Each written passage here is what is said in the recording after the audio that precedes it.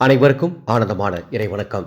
ஆன்மீக சிவசுந்தங்களே, தை அமாவாசை தொடர்ந்து நம்ம தை அமாவாசை பதிவுகள் நிறைய பார்த்துட்ருக்கோம். அந்த வகையில் ஒரு சகோதரர் கேட்ட கேள்விக்கு பதிலாக இந்த ஆடியோ பதிவு.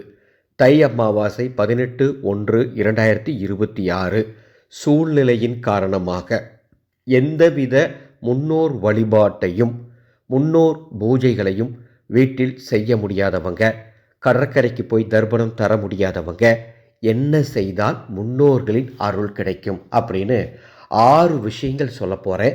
இந்த 6ஐயுமே செய்ய முயற்சி பண்ணுங்க.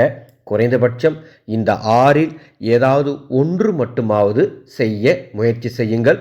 உங்கள் குடும்பத்துக்கு, உங்கள் அடுத்த தலைமுறைக்கு முன்னோர்களின் சாபம் எதுவும் இல்லாமல் முன்னோர்களின் அருளாசிகள் கிடைத்து உங்கள் குடும்பம் நல்லபடியாக முன்னேறும். என்ன காரியங்கள் அப்படின்னு தெரிஞ்சுக்கிறதுக்கு முன்னால் ஒரு அறிவிப்பு.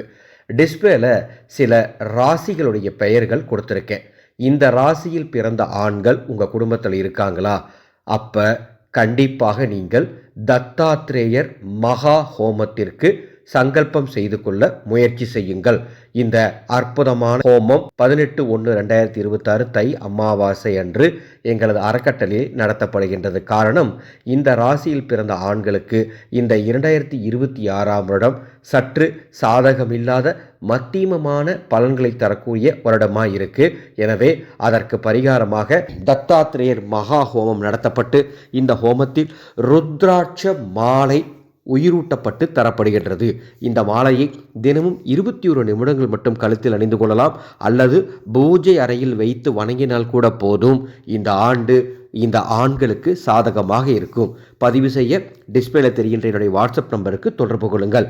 தை அமாவாசை அன்று காலை மாலை வீட்டில் தீபம் மட்டுமாவது ஏற்றுங்கள். பூஜை அறையிலும் சரி, இறந்தவர்கள் படத்துக்கு முன்பும் சரி. இது முதல் காரியம். நீங்கள் எந்த பூஜையும் பெருசாக பண்ண முடியல, வாழை இலை விரித்து படையில் போட்டு வணங்க முடியல, தர்ப்பணம் தர முடியல, கடலுக்கு சென்று செய்ய வேண்டியதை செய்ய முடியல அப்படின்னா கூட பரவாயில்ல. குறைந்தபட்சம் விளக்கு மட்டுமாவது போடுங்க. பூஜை அறையிலும் சரி, இறந்தவர் படத்துக்கு முன்பாகவும் சரி, காலை மாலை தீபமேற்றி வைத்து மனதிற்குள் பிரார்த்தனை செய்து கொண்டால் நல்லது. இரண்டாவது விஷயம், இறந்தவர்கள் படத்துக்கு முன்பாக அன்று 1 டம்ளர் தண்ணீரில் சிறிது கருப்பு எள் கலந்து அதை நெய்வேத்தியமாக பிரசாதமாக இறந்தவர் படத்துக்கு முன்பாக வச்சிருங்க. அன்னைக்கு காலையிலேயே அதை வச்சிருங்க. அன்று முழுவதும் அது இருக்கட்டும். மறுநாள் அந்த தண்ணீரையும் எல்லையும் அப்புறப்படுத்தி விடலாம். இது இரண்டாவது காரியம். மூன்றாவது, அன்று காகத்திற்கு அரிசி சாதம் வடித்து அதை நன்றாக ஆற வைத்து சிறிது கருப்பு எள் கலந்து நல்லெண்ணெய் அல்லது நெய் ஊற்றி காகத்துக்கு உணவாக படையுங்கள். நல்லதே உங்களுக்கு நடக்கும். அன்று நாய்க்கு, பசுவிற்கு, புறாவிற்கு, பூனைக்குன்னு ஏதாவது ஒரு உயிரினத்திற்கு உணவு தானம் செய்கிறது அப்படிங்கிறது ரொம்ப ரொம்ப விசேஷமானது. ஐந்தாவது, நொச்சி மரம் அல்லது நொச்சி செடி உங்கள் வீட்டின் அருகில் எங்கே இருக்குன்னு பாருங்கள். இருந்துச்சுன்னா அந்த நொச்சி செடி அல்லது நொச்சி மரத்தை 3 முறை வலம் வந்து வணங்கினால் கூட போதும், முன்னோர்களின் அருள் கிடைக்கும். அடுத்தது 6வது, மிக மிக முக்கியமானது, அன்னதானம் செய்ய வேண்டும். தை அமாவாசை என்று ஆதரவற்றோர்களுக்கும் முதியோர்களுக்கும் உணவு தானங்கள் செய்வது உங்கள் முன்னோர்களின் மனதை குளிர வைக்கும். இந்த அன்னதானம் அப்படிங்கிறது இறைவனுக்கு செய்யும் அரும்பெரும் தொண்டு அப்படின்னு நான் ஒவ்வொரு ஆடியோலையும் சொல்லிட்டு இருக்கேன். அதை போல முன்னோர்களுக்கு நாம் செய்ய வேண்டிய கடமைகளை சில சூழ்நிலையின் காரணமாக நம்மளால் செய்ய முடியலனா இந்த அன்னதான சேவை செய்யும்போது நிச்சயமாக முன்னோர்களின் அருள் உங்களுக்கு கிடைக்கும், முன்னோர் சாபம் நீங்கும். எனவே அன்னதானம் செய்ய முயற்சி செய்யுங்கள். தை அமாவாசை எங்களது ஆனந்தோலி அறக்கட்டளையின் அன்னசேவா குழு மிக சிறப்பாக அன்னதானங்கள் செய்ய போகின்றோம். முடிந்தால் பங்களிப்பு தாருங்கள். இந்த 6 காரியங்களை 6ஐயுமே செய்ய முயற்சி பண்ணுங்க. அல்லது இதில் எதை உங்களால் செய்ய முடியுமோ செய்து முன்னோர்கள் அருளை பெற்று எந்தவித குழப்பமும் இல்லாமல் ஆனந்தமாய் வாழ அன்போடு கேட்டுக்கொள்கின்றேன். அன்பு சொந்தங்களே, ஒரு தகவல். பிப்ரவரி 15ஆம் தேதி மகா சிவராத்திரி. நீங்கள் எந்த இரவை தவறவிட்டாலும் இந்த இரவை தவறவிடாதீர்கள்.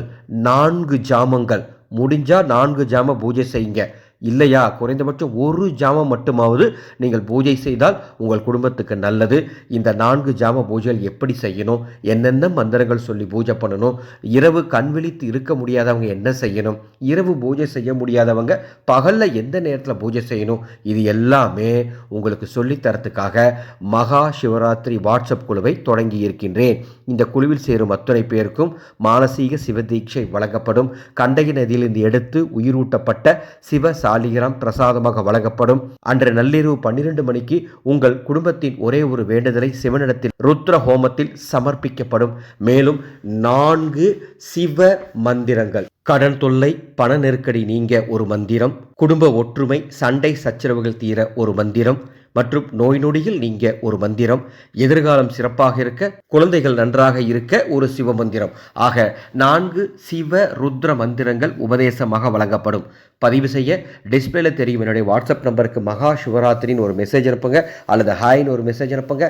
இந்த குழுவின் முழு பதிவு விவரங்கள் வழங்குகின்றேன். மீண்டும் அடுத்த ஒரு பதிவில் சந்திக்கின்றேன். ஆனந்த மலரட்டும், ஆனந்த ஒளி பரவட்டும்.